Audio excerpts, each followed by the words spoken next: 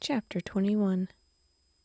From the moment when Alexey Alexandrovitch understood from his interviews with Betsy and Stepan Arkadyevitch that all that was expected of him was to leave his wife in peace without burdening her with his presence, and that his wife herself desired this, he felt so distraught that he could come to no decision of himself. He did not know himself what he wanted now, and putting himself in the hands of those who were so pleased to interest themselves in his affairs, he met everything with unqualified assent. It was only when Anna had left his house, and the English governess sent to him whether she should dine with him or separately, that for the first time he clearly comprehended his position and was appalled by it. Most difficult of all in this position was the fact that he could not in any way connect and reconcile his past with what was now. It was not the past when he had lived happily with his wife that troubled him. The transition from that part to a knowledge of his wife's unfaithfulness he had lived through miserably already. That state was painful, but he could understand it. If his wife had then, on declaring to him her unfaithfulness, left him, he would have been wounded, unhappy, but he would not have been in the hopeless position, incomprehensible to himself, in which he felt himself now. He could not now reconcile his immediate past, his tenderness, his love for his sick wife, and for the other man's child, with what was now the case, that is, with the fact that, as it were, in return for all of this, he now found himself alone, put to shame, a laughing-stock, needed by no one, and despised by everyone. For the first 2 days after his wife's departure, Alexey Alexandrovitch received applicants for assistants, and his chief secretary drove to the committee and went down to dinner in the dining-room as usual. Without giving himself a reason for what he was doing, he strained every nerve of his being for those 2 days, simply to preserve an appearance of composure and even of indifference.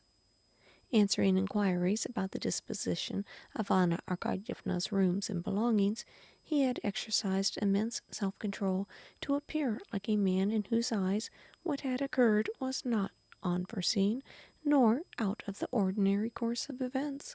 And he attained his aim. No one could have detected in him signs of despair.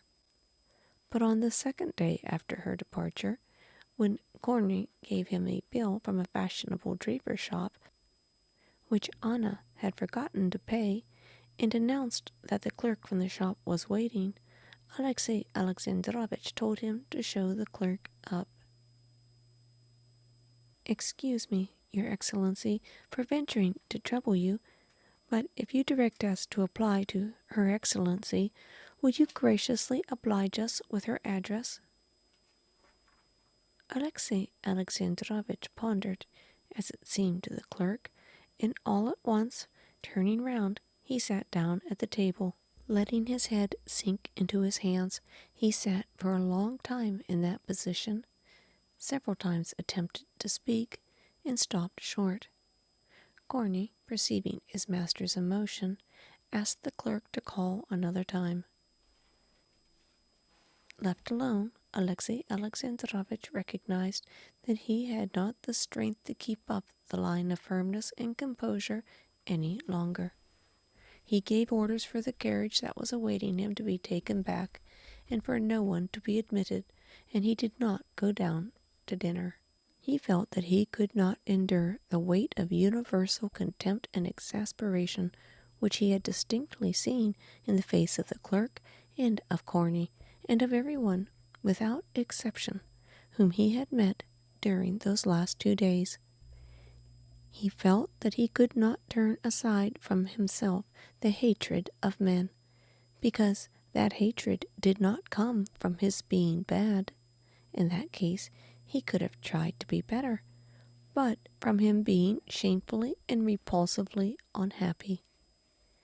He knew that for the very fact that his heart was torn with grief, they would be merciless to him. He felt that men would crush him as dogs strangle a torn dog yelping with pain. He knew that his sole means of security against people was to hide his wounds from them, and instinctively he had tried to do this for 2 days. But now he felt incapable of keeping up the unequal struggle. His despair was even intensified by the consciousness that he was utterly alone in sorrow. In all Petersburg there was not a human being to whom he could express what he was feeling, who would feel for him, not as a high official, not as a member of society, but simply as a suffering man. Indeed, he had not such a one in the whole world. Alexey Alexandrovitch grew up an orphan. There were 2 brothers. They did not remember their father, and their mother died when Alexey Alexandrovitch was 10 years old. The property was a small one. Their uncle, Karenina, a government official of high standing, at one time a favorite of the late Tsar, had brought them up. On completing his high school and university courses with medals, Alexey Alexandrovitch had, with his uncle's aid, immediately started in a prominent position in the service, and from that time forward he had devoted himself exclusively to political ambition. In the high school and the university, and afterwards in the service, Alexey Alexandrovitch had never formed a close friendship with anyone. His brother had been the person nearest to his heart, but he had a post in the Ministry of Foreign Affairs and was always abroad, where he had died shortly after Alexey Alexandrovitch's marriage. While he was governor of a province, Anna's aunt, a wealthy provincial lady, had thrown him, middle-aged as he was, though young for a governor, with her niece, and had succeeded in putting him in such a position that he had either to declare himself or leave town. Alexey Alexandrovitch was not long in hesitation. There were at the time as many reasons for the step as against it, and there was no overbalancing consideration to outweigh his invariable rule of abstaining when in doubt. But Anna's aunt had, through a common acquaintance, insinuated that he had already compromised the girl, and that he was honor bound to make her an offer. He made the offer, and concentrated on his betrothed and his wife all the feeling of which he was capable. The attachment he felt to Anna precluded in his heart every need of intimate relations with others. And now, among all his acquaintances, he had not one friend. He had plenty of so-called connections, but no friendships.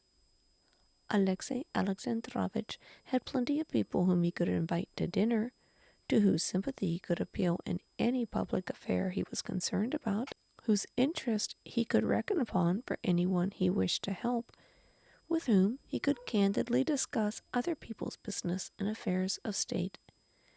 But his relations with these people were confined to one clearly defined channel, and had a certain routine from which it was impossible to depart. There was one man, a comrade of his at the university, with whom he had made friends later, and with whom he could have spoken of a personal sorrow. But this friend had a post in the Department of Education in a remote part of Russia. Of the people in Petersburg, the most intimate and most possible were his chief secretary and his doctor. Mihail Vasilyevich Sludin, his chief secretary, was a straightforward, intelligent, good-hearted, and conscientious man, and Alexey Alexandrovitch was aware of his personal goodwill. But their 5 years of official work together seemed to have put a barrier between them that cut off warmer relations. After signing the papers brought him, Alexey Alexandrovitch had sat for a long while in silence, glancing at Mihail Vasilyevich, and several times He attempted to speak, but could not. He had already prepared the phrase, "You have heard of my trouble?" But he ended by saying, as usual, "So you'll get this ready for me?" And with that dismissed him. The other person was the doctor, who had also a kindly feeling for him. But there had long existed a taciturn understanding between them that both were weighed down by work and always in a hurry. Of his women friends, foremost among them the Countess Lydia, Alexey Alexandrovitch never thought. Women, at the moment, were terrible and distasteful to him.